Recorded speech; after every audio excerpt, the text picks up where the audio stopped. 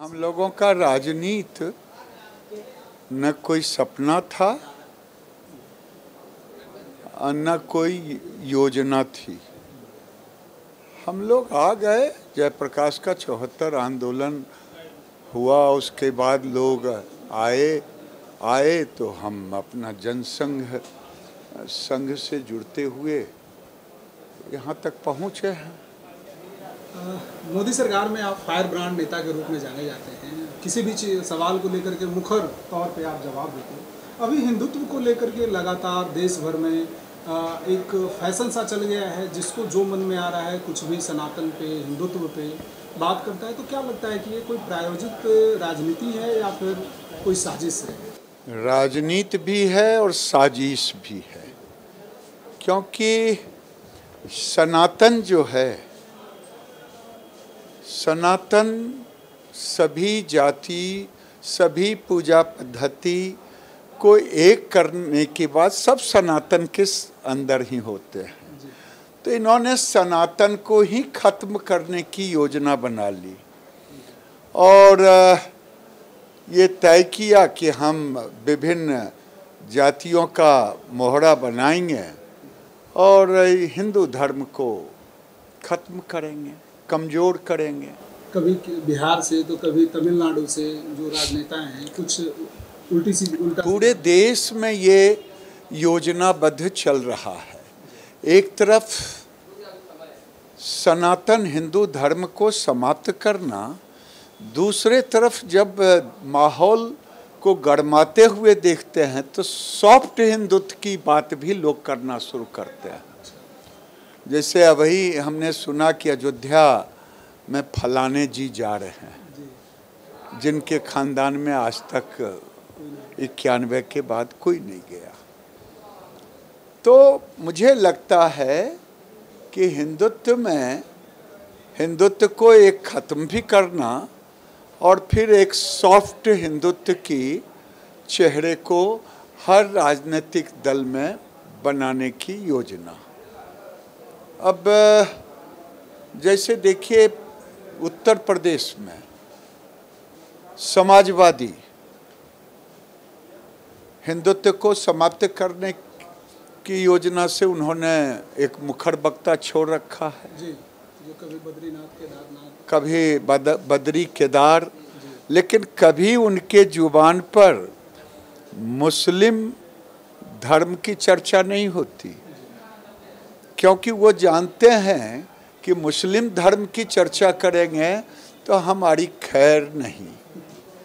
और हिंदू सहिष्णु होता है, इसीलिए हिंदू धर्म को जितनी गालियां देना हो दे। हिंदू भी इसका भले ही साइलेंट रहता है, लेकिन वो एक एक पाई का हिसाब भी लेता है। बिहार में भी देख लीजिए, एक तरफ महागठबंधन की सरकार है, कोई हनुमान चालीसा उसके अगेंस्ट में जाके पढ़ेगा और कोई मंत्री रामायण को गाली देगा, जो हिंदू का प्रमुख धर्म ग्रंथ है।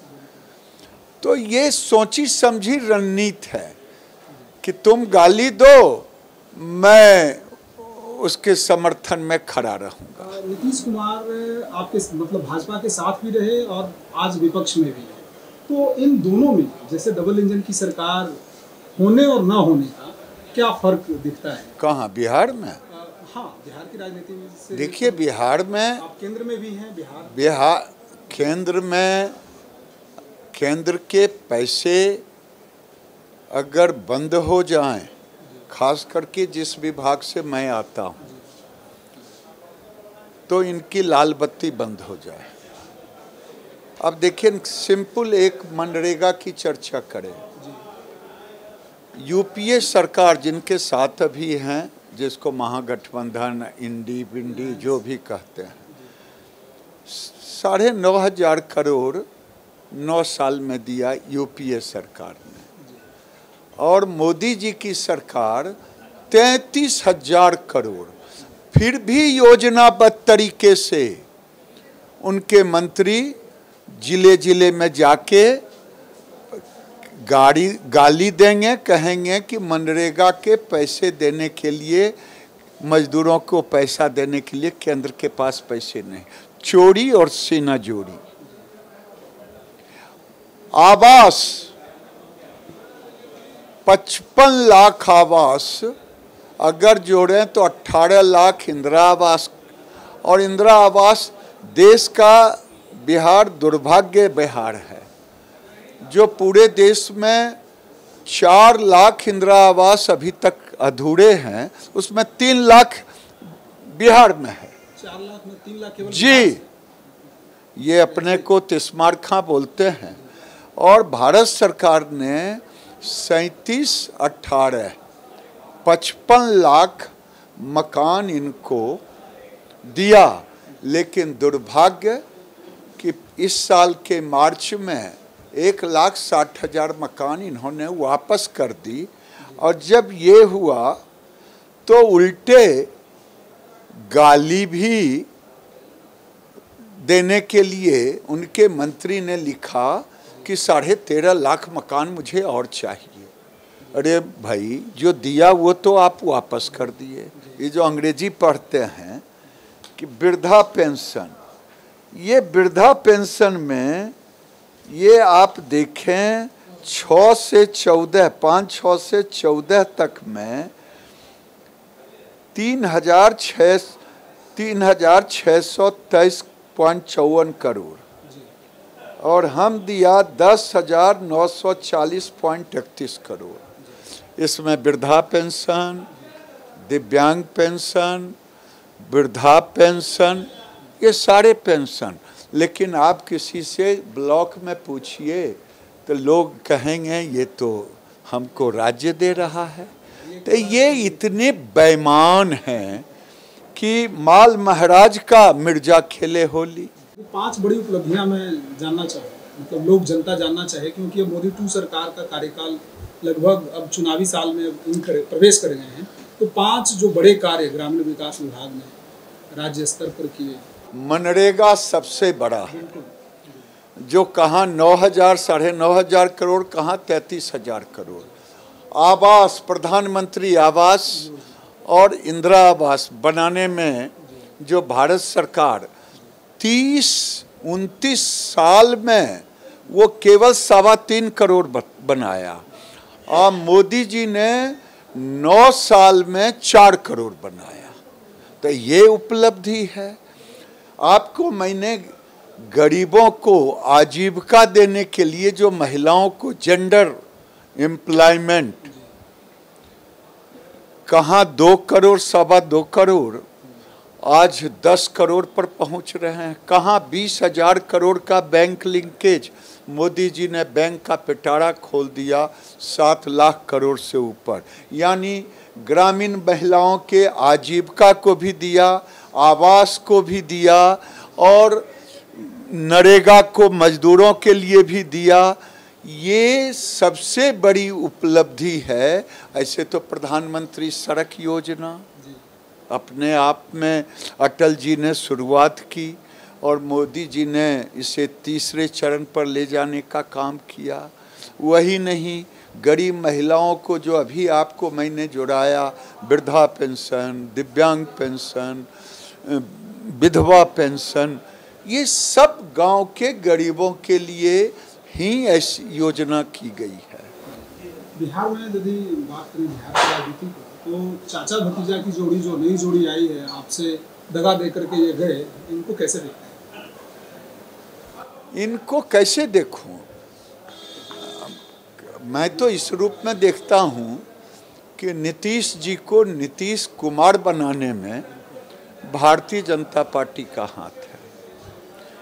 भले वो उनके भतीजा उनको पलटू चाचा कहें, और नीतीश जी ने जीवन में जो कुछ कमाया था नीतीश जी ने खो दिया। सबसे बड़ी चीज होती है किसी व्यक्ति की राजनीतिक विश्वसनीयता।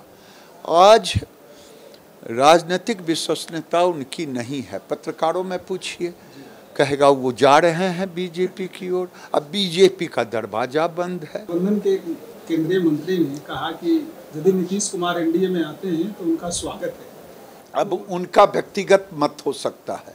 भारतीय जनता पार्टी के अमित शाह से लेके एक साधारण कार्यकर्ता तक सबने अपने अपने घर का दरवाजा बंद कर दिया है। यदि वो ऐसा कहें कि भाजपा का ही कोई चेहरा बिहार में मुख्यमंत्री बने तब साथ दें समर्थन। देखिए, उनकी राजनीतिक विश्वसनीयता ही नहीं बची है और वो तेजस्वी को भी धोखा देंगे। वो 25 तक मुख्यमंत्री का गद्दी नहीं छोड़ने वाले हैं। वो गद्दी से इतना चिपके हुए हैं। लोकसभा से विमेन रिजर्वेशन बिल बहुत बहुमत से पास हो गया। अगली तैयारी क्या यूसीसी की है? आम जनता जानना चाहती है। उसकी चिंता न करें। नरेंद्र मोदी सारे वादे को पूरा कर रहे हैं। राम मंदिर भी बन गया। 370 धारा, श्यामा प्रसाद मुखर्जी हमारे वहाँ मृत्यु हुई और जनसंघ से लेके बीजेपी का ये मांग था तो वो मोदी जी ने पूरा किया 370 धारा हटा करके।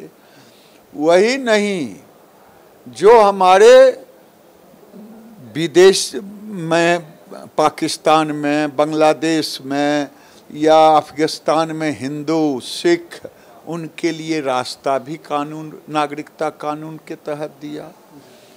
ये भी किया और जो आगे बाकी है वो भी होगा। बिहार आपका गृह राज्य भी है। ऐसे तो आप केंद्र के मंत्री हैं, पूरे भारत देश के मंत्री हैं, लेकिन सक्सेस या सफलता के सूचकांक में बिहार पिछड़ जा रहा है कई मामले में। तो इसको कुछ विशेष प्रिविलेज आपके विभाग की ओर से या कुछ बिहार जैसे पिछड़े राज्यों के लिए कुछ विशेष ये शब्द, ये राजनीतिक शब्द है। ये राजनीतिक शब्द है और जिस राज्य को नरेंद्र मोदी 2015 में 1.25 लाख करोड़ का पैकेज का घोषणा किए थे वो भी पूरा किए। अब 50,000 करोड़ का 2 फैक्ट्री, एक सहरसा मधेपुरा में और एक छपरा में रेल का, ये दोनों भी एडिशनल हुआ। और उसके अलावे कम से कम 2 लाख करोड़ का तो एनएच का काम घोषित और घोषित रूप में चल रहा है। कुछ होने वाला है, किसी का टेंडर हुआ है, किसी का टेंडर होने वाला है। तो ये, इसलिए मैं तो ये मानता हूँ कि केवल वही नहीं, जिस भी क्षेत्र में आज देखिए वेलनेस सेंटर बन रहा है हर विधानसभा में, किसका पैसा है? हमारा काम है, हम राज्यों के साथ मिलकर के काम करते हैं क्योंकि संघीय ढांचा है। लेकिन ये बेईमान सरकार, अपने तो पैसा है नहीं, केंद्र के पैसे को अपना, केंद्र की योजनाओं को अपना, यही तो है। चाहे दवा में हो, हेल्थ डिपार्टमेंट में इनकी कोई योजना ही नहीं है, सब भारत सरकार की योजना है।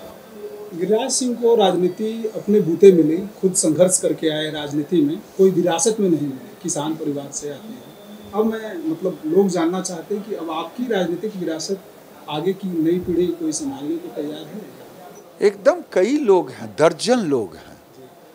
और अब सचमुच में हम लोग चाहते हैं कि नई पीढ़ी आकर के इस विरासत को ले और हम लोग अब पार्टी का काम करें।